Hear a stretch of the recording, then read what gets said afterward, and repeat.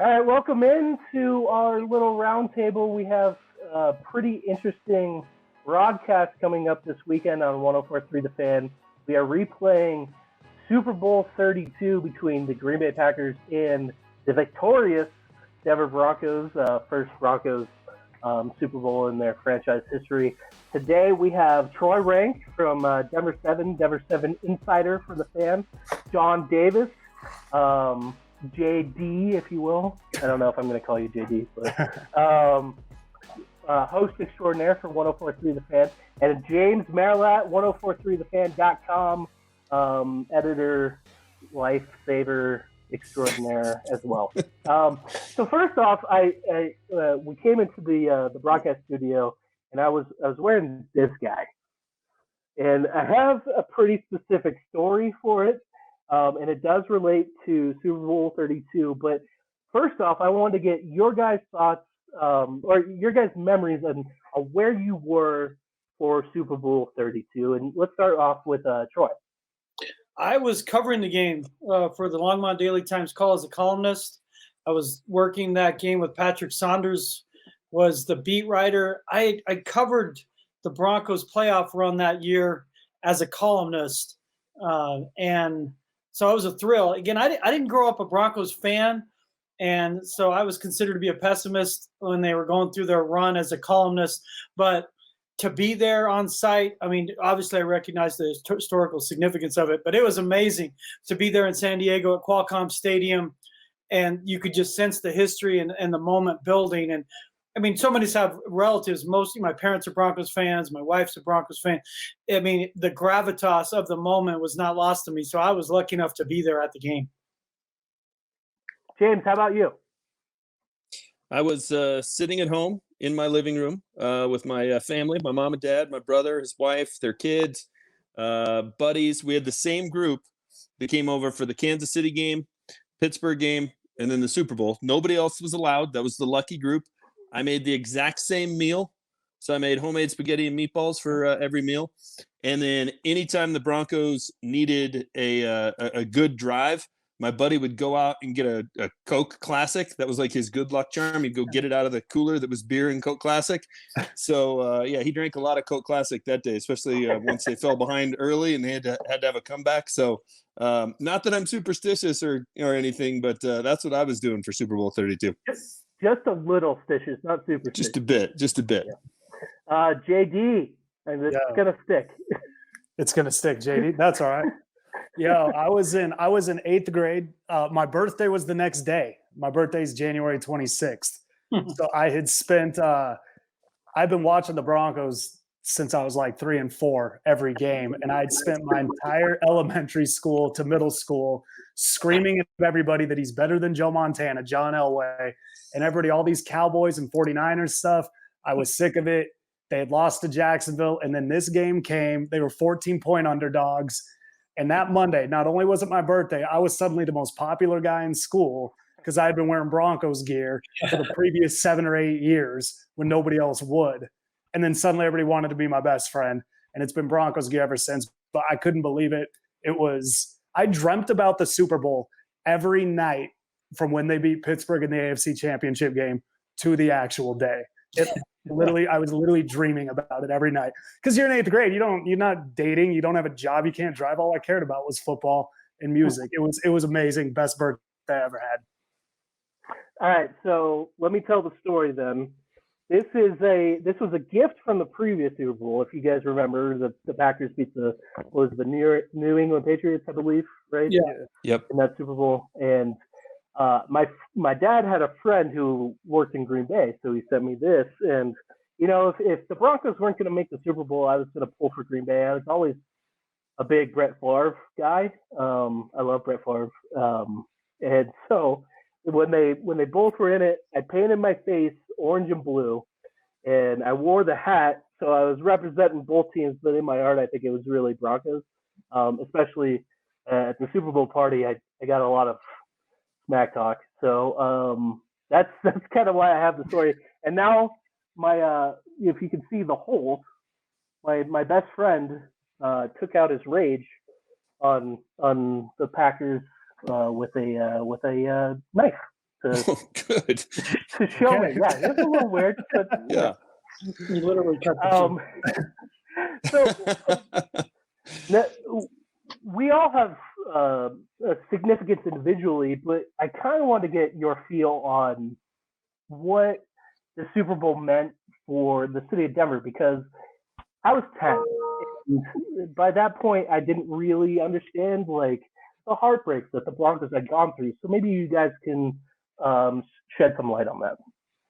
Yeah, I mean, you have to remember they were so bad in Super Bowls against. Now the Giants, when they had a chance, they were in that game at least until the second half. But the Washington game, they were up 10-0 and gave up 35 points in the second quarter. Doug Williams, and the Niners was one of the most lopsided Super Bowl. I mean, I assume it was. I don't know. Look at statistics, but the 55-10 game was so comically bad that I remember that when they advanced to the Super Bowl again, like people were, afraid to come out from under the table and didn't want to see him in a Super Bowl. As crazy as that sounds now, you'd love to see him in the playoffs, but they were tired of the Broncos getting just beat around. And the AFC had lost. I mean, you guys might know it was something like 12, 13 in a row. Like the 13. AFC has been dominated by the NFC. And Green Bay, I remember being down there for that game leading up to the few days leading up to it. I mean, the Packers were beyond confident. It was very similar to how the Panthers were when they played the Broncos in Santa Clara. Like, this is like a layup. Like, they're going to win. And so the build-up to that, and there's so many more Packer fans. And Broncos country is amazing, but there were a lot of Packer fans in San Diego that week. But to see them win it, and I was fortunate enough to be in the locker room when John Elway was hugging his dad, because I was at the Daily Times call was a PM paper, so I didn't have a deadline, so I waited it out everything, and I was like one of the last guys in the locker room, and to see that moment, what it meant for John specifically, but knowing, again, this is before cell phones, so you don't have your friends texting you, and there's no Twitter. And to get back to our hotel, we were at a Holiday Inn, and like 4 of us staying there on a budget and riding on the balcony through the night. But the phones ring, and just what it meant to people back home. I'm not saying it's Red Sox breaking the streak, but there are people literally that could die happy that the Broncos won a Super Bowl. That's how big a deal it was to them. And when we got back and saw the parade, it just resonated like, holy smokes. What a day. I was just cool. I was so happy to be there because I got to know some of the players through the year, and, Terrell Davis and Elway, what it meant to them because of the prior struggles. Elway specifically, because he became a national punching bag, fair or not, because of the blowouts. And so, wow, it will always be for me, other than the 77 game when they reached their first Super Bowl, the second biggest moment in sports history. The first one in 77 put Denver on the map as a sports city. It was no longer a dusty cow town. For me, that's the moment that everything started for Denver sports when they beat the Raiders to get to the Cowboys Super Bowl. The defining moment then becomes the first Super Bowl when they finally break through. Yeah, it was a weird feeling when they finally won it, because I remember watching the other 4 Super Bowls. 77, I was really little, but I remember my parents went to the game and them flying home from New Orleans and being disappointed. And then watching the other 3, it was just, you're having this Super Bowl party, everybody's excited, and it's just, it unravels. So it was almost like a feeling of relief. That maybe the only word I can come up with that hits it, because I just remember, and I'll never forget it, when John Mobley knocked down Brett Favre's 4th down pass. I look at my brother and I look at my dad, and I'd watched every Super Bowl with my brother, and the 3 the 3 blowouts with my dad, and we all didn't know quite how to react. Like, you would think you'd jump around and be screaming, and we just kind of stared at each other like, I know what to do when they get blown out. I know how to deal with that. I don't know what to do when they win. And then it turned into hugs and celebrating and, all that kind of stuff. But it was this odd combination of celebration and relief, because we were the punchline for Johnny Carson, Jay Leno, the Simpsons were making fun of the Broncos. Like, we were all kind of just sick of being that. So it was finally like, all right, that's in the rearview mirror. We finally won one. It was relief for me. Yeah, it was. The 49ers one was the first one. I was 5, and I was kind of able to watch it and pay attention. And my dad was so mad that day that when we finally won, because we had season tickets in '63, so my dad had been watching them get smacked around forever. And my dad is this like total tough construction dude. And I look over after they won. I'm like, "Are you crying right now?" And he's like, "Yeah." He's like, "I wanted this so bad." And it's for Elway, and it was. And here's James. I remember one time watching Charles in Charge, and there was a Broncos punchline. It's like, yo, Scott Baio's laughing at us. Like this is ridiculous. And you look back on it now, and it's so clear why they won. They were the better team, coaching, talent, all of that. Like, of course they won that game. But the previous 13 years, the blowouts, and the thing I'll always remember is Green Bay goes down and scores, but then the Broncos go down and score, and they never trailed again. That drive is everything to the Broncos because it was, oh, this isn't like the past. Right. This is a lot different. And that's when you could tell, like, yo, we got a chance at this. So as far as the city of Denver, I saw some dude at the parade get on a stoplight and get hit in the head with a bagel and fall off. And got laughing. Yeah, he was happy. It was an amazing moment. I think, for, like James is talking, he had watched him. Generations of families finally got it all coming together. It was, again, best birthday of my entire life. I'm pretty sure that may have been a member of my family, but I don't know what the statute of limitations is on climbing light poles, but let's just leave it out for right now. But so you talked about this. This is a really good game. Aside from us, being in Denver and having that connection there. But this is one of the best Super Bowls of all time. Yeah. In terms of like back and forth, what plays do you remember? Obviously, there's the helicopter play. There's the Terrell Davis can't see play. But what are some of the plays that you remember from this? I just remember Terrell Davis. I mean, he was such a good player those 2 years. Well, great player, but their inability to stop him. The Gilbert Brown was supposed to be this, he was this huge kind of grimace figure in the middle of the line. He was going to stop everything. And just how their zone blocking, they had no answer for it. And Gilbert was gassed. I mean, he had no answer for it. And that I just remember that. And I remember Favre, it was like, this was the first time that we didn't feel like Elway had to win the game for them to win. Like, he didn't have to be the best player for them to win. The other Super Bowls, if he didn't play perfectly, you felt like, I don't think they can win. Like, I don't know, maybe people didn't believe. That's how I felt. And that's with Terrell, it was Shanahan's ability to stay patient and run the football. I don't remember one play other than the end, but I just remembered it looked like Terrell we'd seen all the time. He's like 7 yards here, 6 yards there, 2 yards.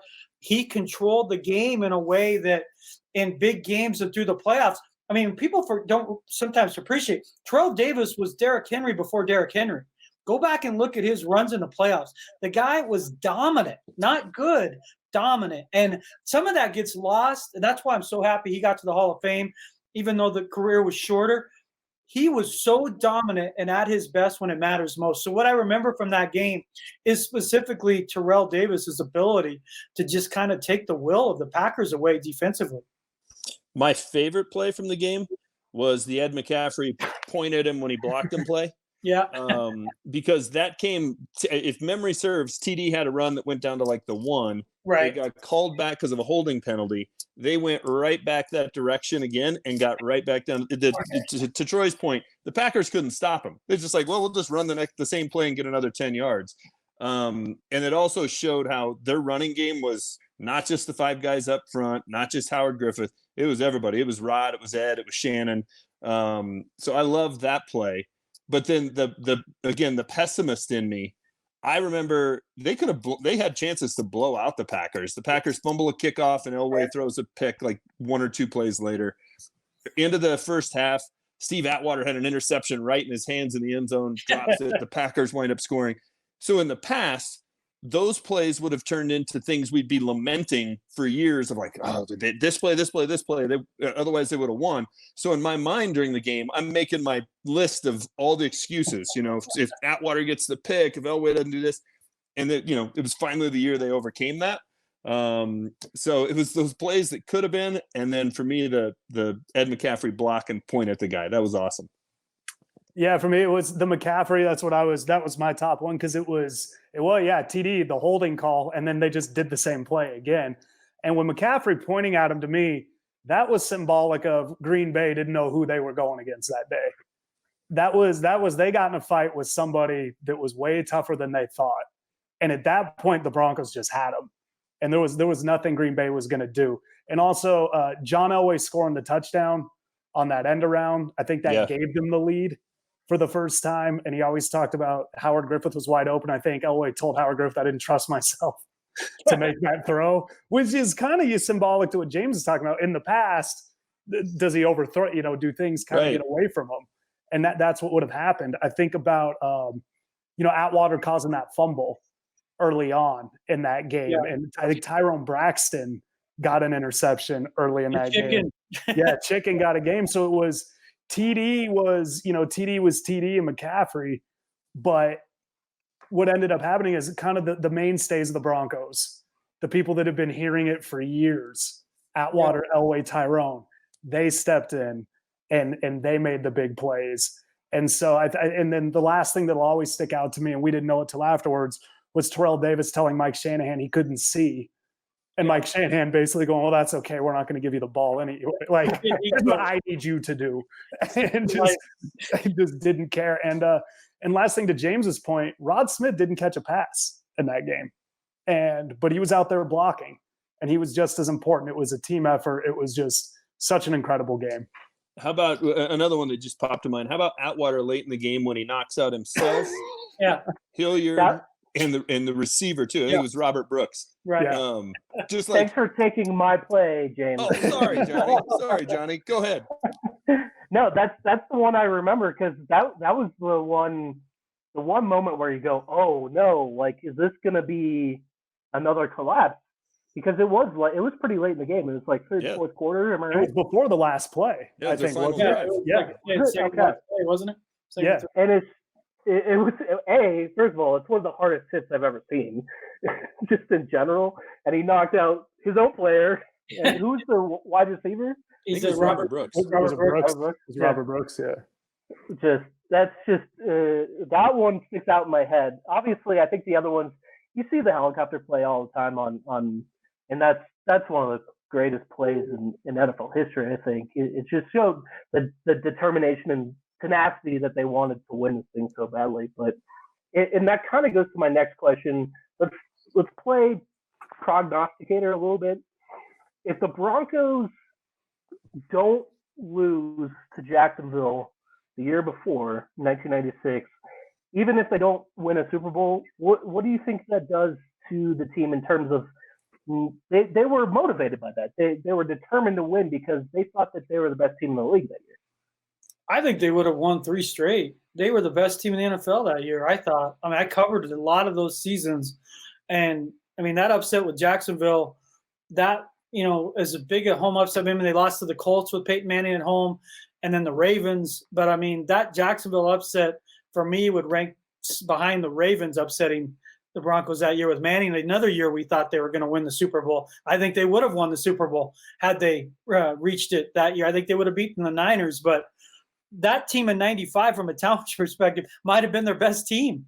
That's what's crazy about it. But you're right, Johnny. It's easy. I mean, I say they'd win 3 straight just because of the talent. Sometimes you just have to get clobbered over the head and a final dose of humility of like, this is past not going to be that easy. You think you got it and you don't. But I'm telling you, the 2 years they won it, I mean, that's as, you look back on the things they did statistically in that 2-year run, the number of games they won in the division, one of them games they won on the road. I mean, they were as dominant at 2 years as you're going to see. And they could have been one of the all-time great dynasties, honestly, if they had won 3. But no one around here is complaining. I think that, John and James lived it. I didn't live it as a fan.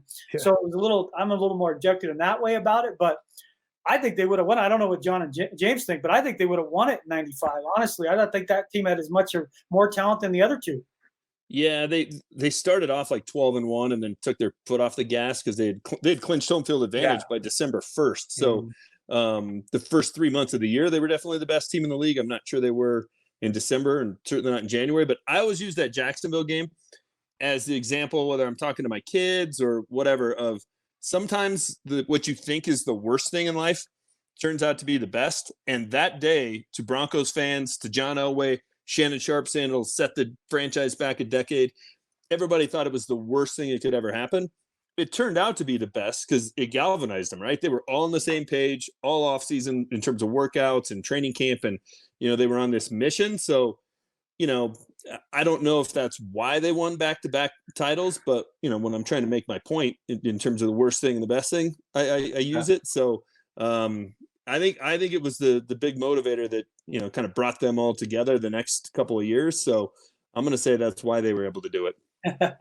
Yeah, me too. And I mean, that Jacksonville game, one of the big problems was they couldn't get to Mark Brunell, and I don't know what would have happened with Brett Favre in that Super Bowl, because they went out and got Neil Smith, which was huge. It took him away from Kansas City for one, but it brought a whole other presence to that defense, and it didn't allow for that Mark Brunell stuff to happen again. What they got, I don't know if they would have beat the Packers. The funny thing is about the win in Super Bowl 32, it saved John Elway's career, but it also shattered the mystique of Brett Favre. Yeah. He never got back. He had this 3-year run of multiple 30-touchdown seasons when people didn't really do that. And it was like watching Tyson get knocked out. It was like, oh, this guy's not as tough as we thought he was. And after that, he was just never really the same. But John, you go to the Jacksonville game and all the Super Bowl losses, it didn't break him. And he was able to keep coming back. So would they gone on to beat Green Bay in that Super Bowl? I don't know. Green Bay was, as we found out, maybe a little overrated. Do they win 3 straight? I don't know where the motivation goes. Does John retire a year earlier? Right. If that happens, it kind of changes everything. Hate that Jacksonville game. Other than Montana beating Elway on Monday night, it's my least favorite Broncos game. But given that they won back-to-back the way they did, I'm okay with how it turned out. Super Bowl 31 was in New Orleans. That was a house of horrors for the Broncos in Super Bowls, so I wanted no part of that. At least the lights didn't go out, that would have been, it would have been New Orleans again if the Ravens if they hadn't lost to the Ravens. But you kind of led to my last question there, John. Tell me about what this win does for John Elway's legacy, and maybe if we're putting that prognosticator hat back on, if he doesn't win, what does his legacy look like after that? Is he relegated to Dan Marino status?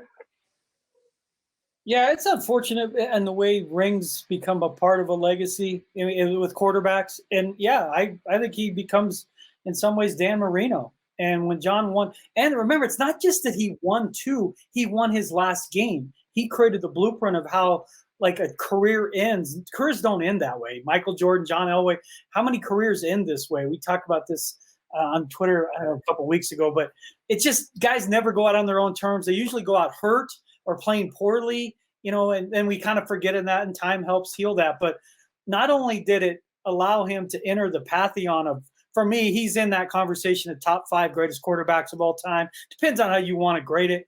But as a winner, that was John's legacy. He was the winningest quarterback of all time when he left, but it would have felt hollow had he not won a Super Bowl. How can you be the winningest quarterback of all time and not win a Super Bowl? Yeah. The same thing that would have followed Peyton Manning.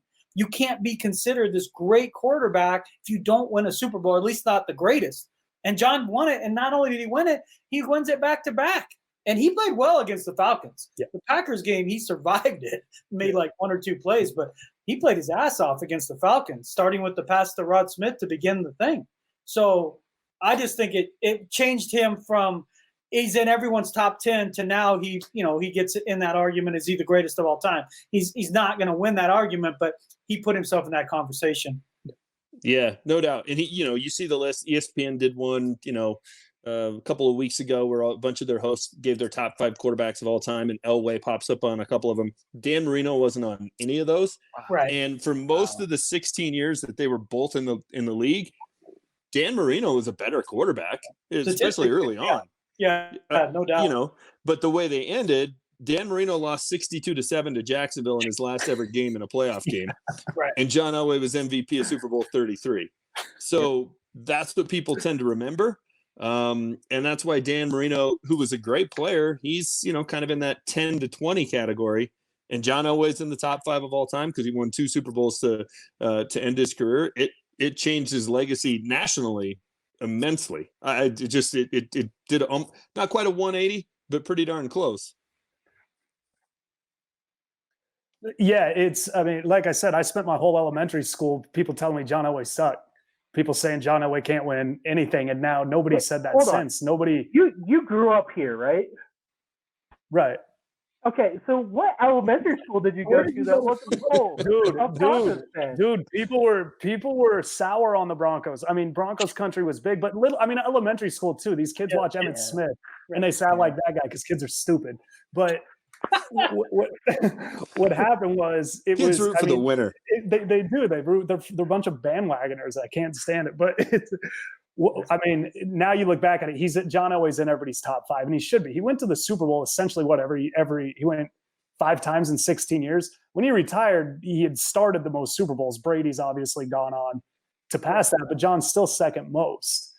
And by getting that one, he wasn't known as the guy who couldn't win the big one or anything like that. Versus Dan Marino, who couldn't get past. Marino went first to a Super Bowl, but then John Elway and Jim Kelly went to 9 combined. Yeah, Jim Kelly, that's the one people don't appreciate as well. Look how it's changed Jim Kelly's legacy. Right. We don't talk about him as one of the greatest of all time. And he's certainly a Hall of Famer, first ballot. But I mean, the Bills losing those games, that in some ways might have been Elway. Elway a little different, but I mean, that could have been Elway. Like Buffalo, you remember finally. Denver, he is the Mount Rushmore. He's Babe Ruth, and then there's everyone else. But nationally, James said it. It changed how he's viewed nationally completely. Instead of always the bridesmaid, he's John Elway, champion. It's like when the guys get in the Hall of Fame, and I tell them, the rest of your life will change because you sign your name, HOF. Like your life changes forever. And they might stay humble or whatever, but that literally becomes like your name. That becomes part of your full name. Super Bowl champion, like that's part of your name now. And for John, I don't say it's deserving but it's just like John brought this up too, that to live here and understand just how bad those losses were. And you keep getting up. And there was some real resilience there. And this idea he was a pretty boy from California and everything. Cool. He worked through some stuff, man. He was, and he got covered in a way that to this day I think affects his relationship with the media. When how he was like borderline TMZ stalking of his career those first few years, like he survived all of that and still ended up a 2-time champion. So I give him a lot of credit for that because it wasn't easy, man. After they got crushed and then rebuild, and then Reeves gets Reeves run out of town. Then it's all in on Shanahan. It's a remarkable story now that we're we're 20 years away from me, just how much he specifically overcame to change his legacy. I kind of want to leave it on this point real quick too, especially since we're also running Be Like Mike on the weekends. We're replaying some of the greatest Michael Jordan games over the air, and the parallels between Michael Jordan's career, or just even like the intertwining there, because in the last episode they talked about they're in Utah. They're getting on the plane. They're talking about the Super Bowl that John Elway's in, and you have the Jacksonville game for the Broncos, and you have the Pistons for the Bulls. And Michael was this guy who everybody just thought that he'd put the team on his back, and then they win championships, and it never happened until they became a real team. It's just kind of interesting how similar their stories are. Maybe not as many championships for Elway, obviously, but I just thought it was kind of interesting. So, yeah. John doesn't use the F word as much. No. Yeah, there we go. Well, the difference with Jordan, and I grew up with Jordan, is like he was the greatest player. There wasn't a question. Like when he at his prime, he was so much better than everyone else. I mean, I was a teenager, so playing high school basketball. But there are parallels to having to have the adversity he had to get through. And Jordan still has this crazy edge to him and holds a grudge and all. And some of it I kind of appreciate, but he did have to show humility. And I got to run this triangle and share with Pippen with Paxton, with Kerr. Like, that's what really hurt him in those other playoffs is he scores 63 and they still lose games because guys hadn't shot for weeks. I mean, how is this guy going to make a big shot when he hasn't made a bucket in like 3 weeks, a significant bucket? So Elway to Terrell Davis, without Terrell, there's none of this, what we're talking about today. I mean, but Terrell needed John too. Let people forget that. Like, it wasn't just some rando quarterback that was going to win it. John's ability to still throw deep did create the spacing that Terrell needed as well. Like, sometimes I get well, they could have won it with anybody. No, Elway was still part of this, the way the puzzle piece fit for him. Yeah, they the MVP in the second one, you know. Yeah. And that AFC Championship game with Pittsburgh, as great as Terrell Davis was, 3rd and 6. Yeah, they had to fight Shannon. Yeah, it's Elway to Shannon. That's a freaking nervy play. Like, let's go draw it up in the dirt, get it to my guy. And I missed out about Elway. Just this idea, when everything broke down, he could make a play with athleticism that nobody else on the field had. Like, he'd run around and throw a ball 50 yards on a line. Like, we've seen Carson Wentz do that once, and Russell. I mean, in the years since he retired, I can only count on my hand a number of throws that we would see 1 or 2 of those every Sunday. It was crazy. Yeah. Like, he'd run opposite field across his body, and you watch that today, and you're like, holy no! Today they would never call that play. They don't turn the ball over, but you're like, holy smokes! How did he throw that ball 60 yards on a? I mean, right? Yeah, it was something, man. It was something. Well, someone get on the phone with ESPN. Let's get this Last Dance Broncos documentary going on. There's plenty of good characters in on that Broncos team too. It'd be pretty fun. Yeah, they have some personalities. I would just want to see one of from Super Bowl 50 just with Aqib. I always told him he could have a reality show, and he was like, "How the f am I going to have?" You're right. Yep. It had to be on cable. You're right. It wouldn't be. But you got Aqib on that team. You got Malik Jackson, who is a little screw loose every one play a game. You know, that'd be fun too. And Peyton. I mean, you still have Peyton. You still have Peyton. So all right. Cool. Well, thanks guys for joining us, and then everybody, please tune in. It's one of the best Super Bowls of all time. Yeah. Even if you're not a Broncos or a Packers fan, and it's Saturday at 2 p.m. on 104.3 The Fan. Thanks, guys. Thanks, fellas. Thanks, everybody. See you guys.